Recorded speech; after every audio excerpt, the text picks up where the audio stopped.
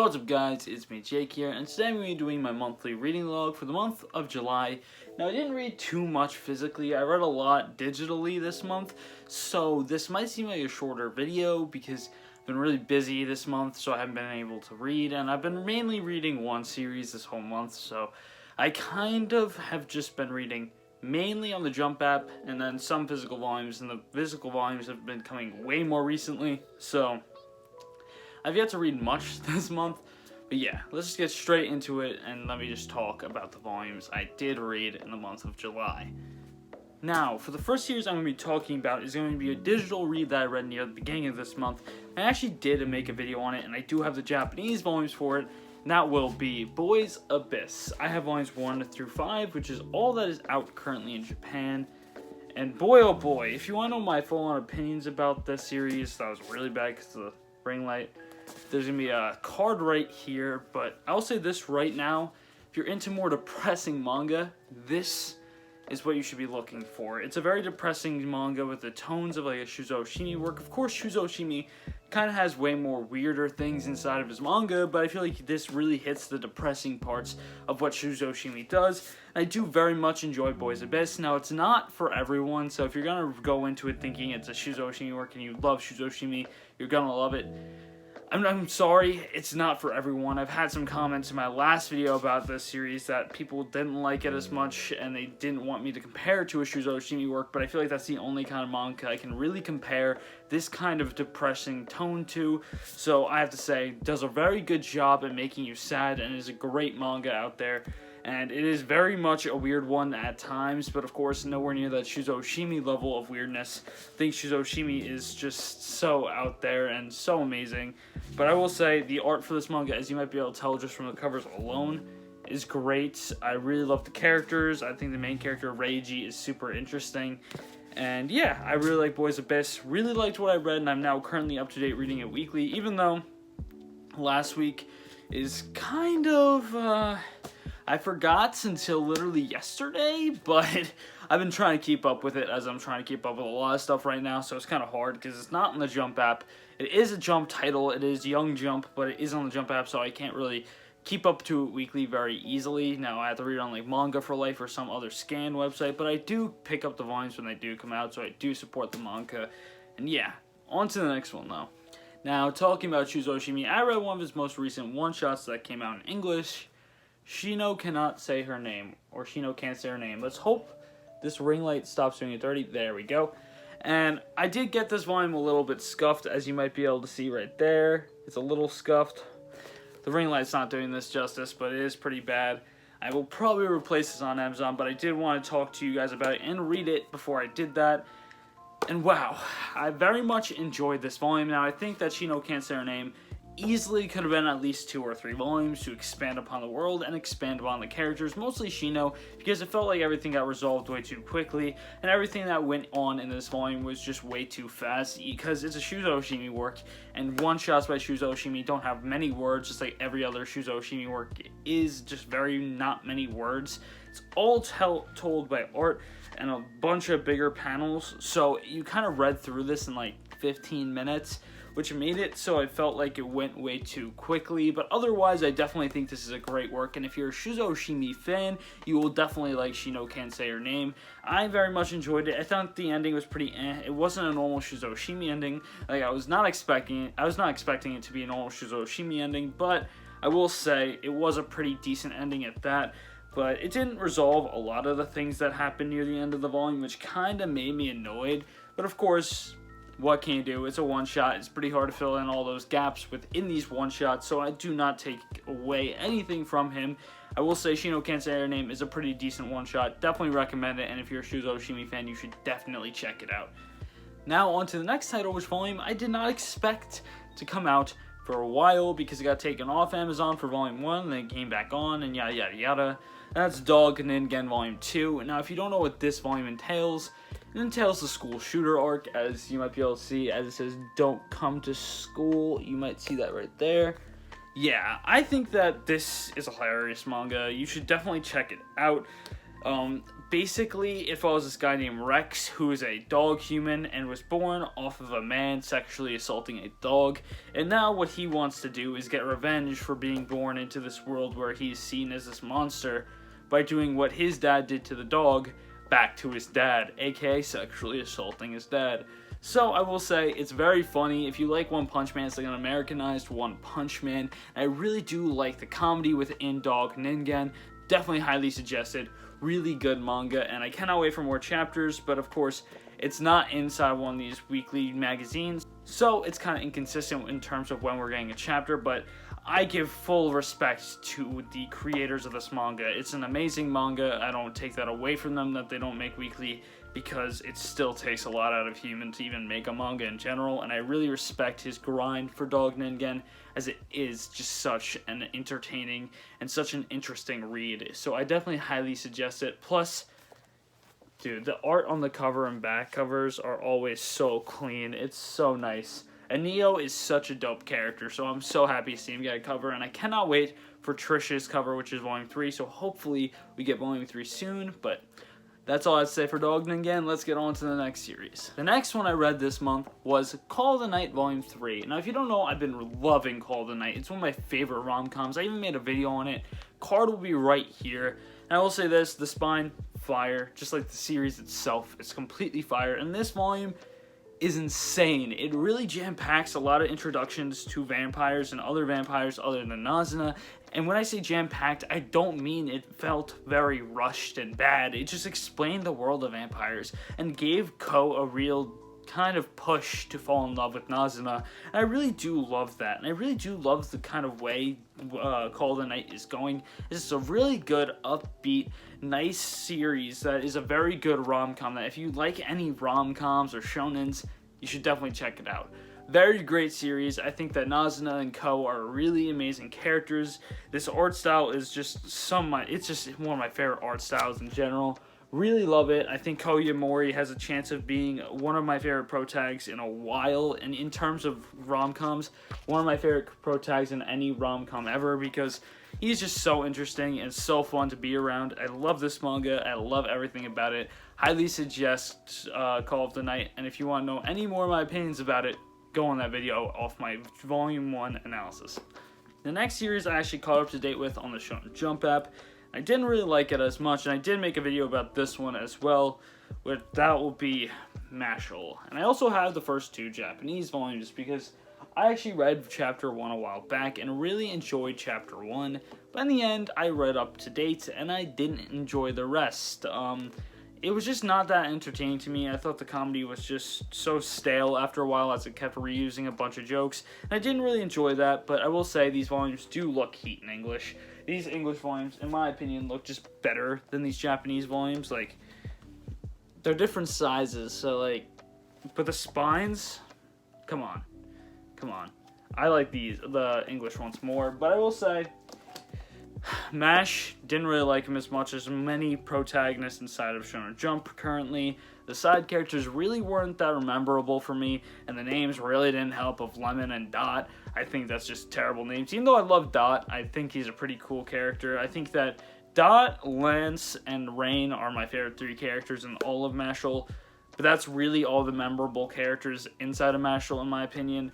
But yeah, didn't really enjoy Mashle as much as many other things, but if you're into comedy like One Punch Man, that doesn't even hit nearly as hard, try out Mashle. If you want to hear any of my thoughts, click on that card I put up before too.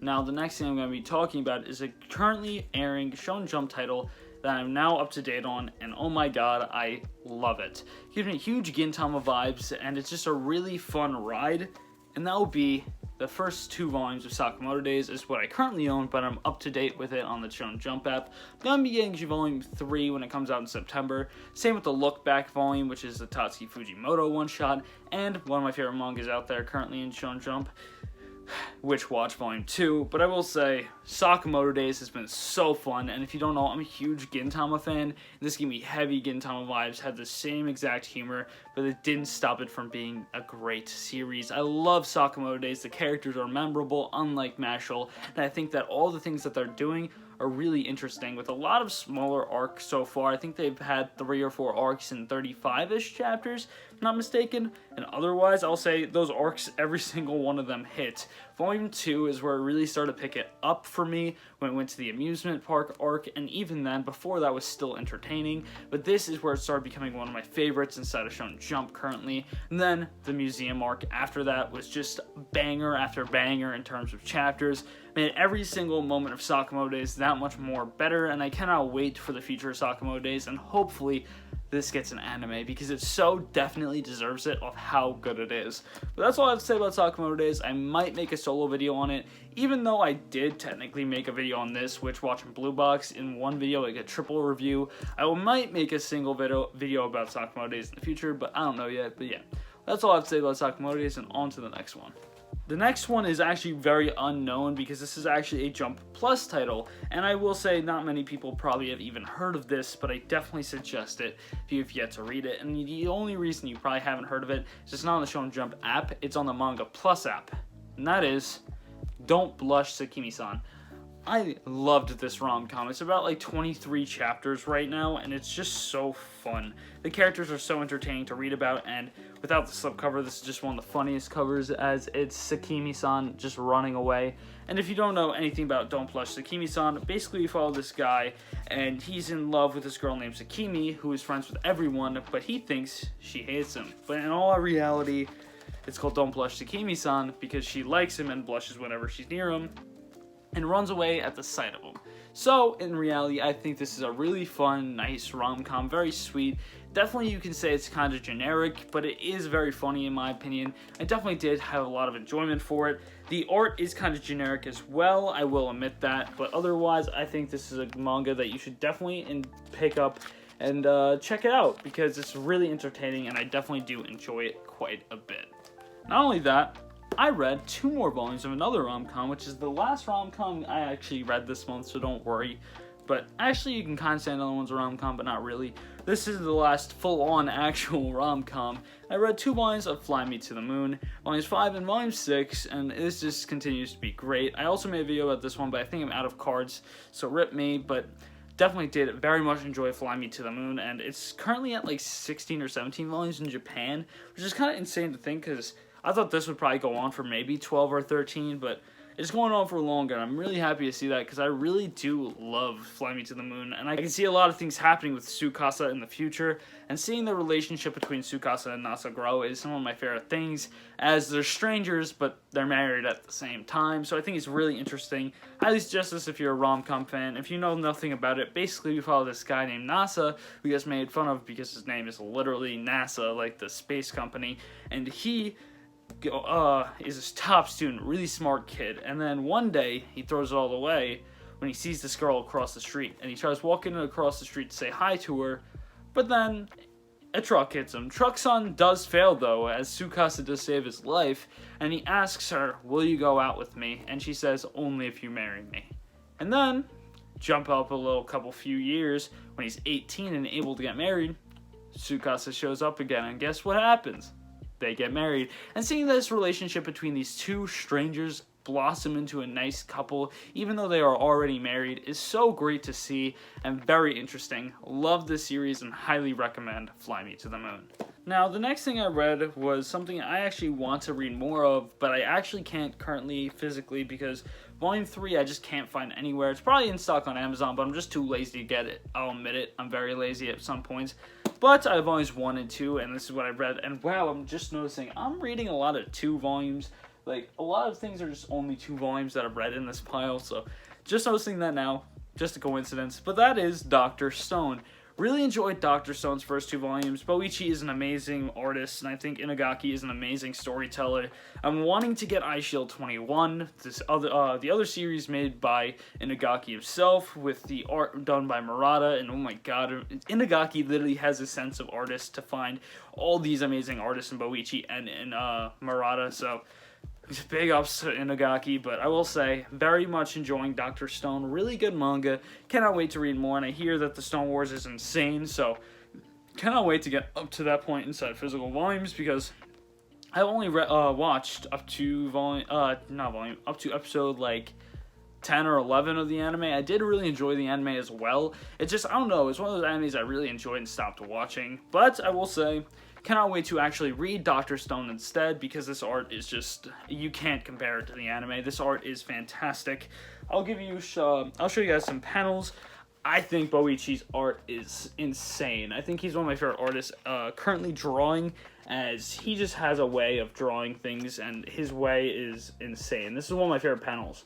This panel is so incredible. Him, Tite Kubo, and a couple others are some of my favorite shonen artists.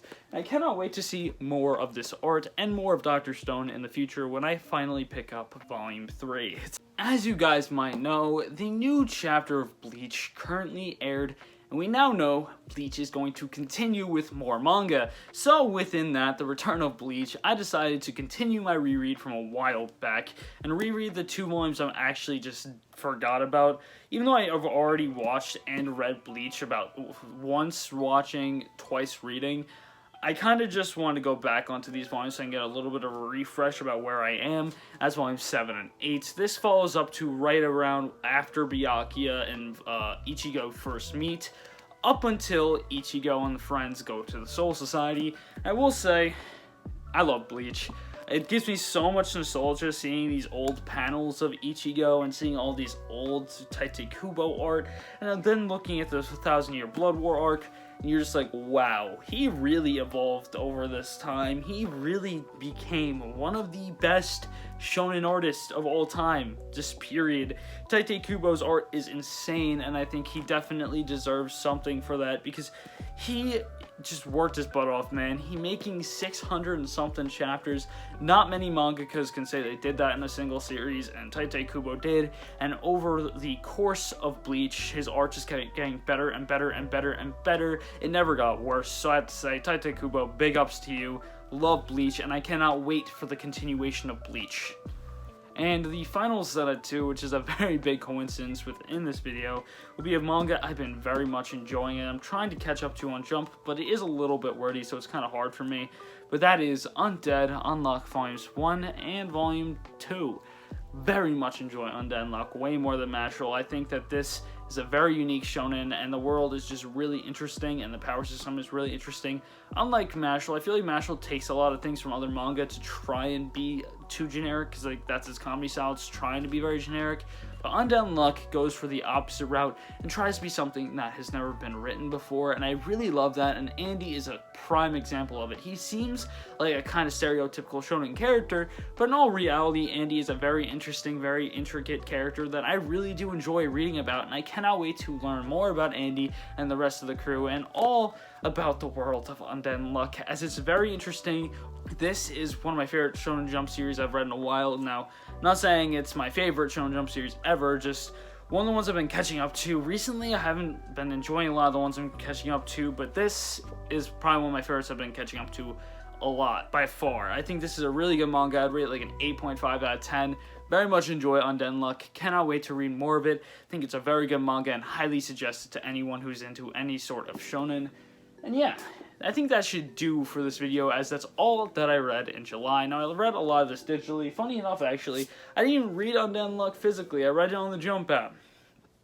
I was on a car ride, so I couldn't really do that. But I had to do it on the Jump app because I was in the car. But yeah, that's all I have to say for this video. I hope you guys enjoy it, and I hope I see you guys next time. And next time will probably be my collection video, so get hyped for that. Cannot wait to see you guys there, and cannot wait to actually get that up, because that'll probably take a while. But yeah, hope I see you guys next time, and peace!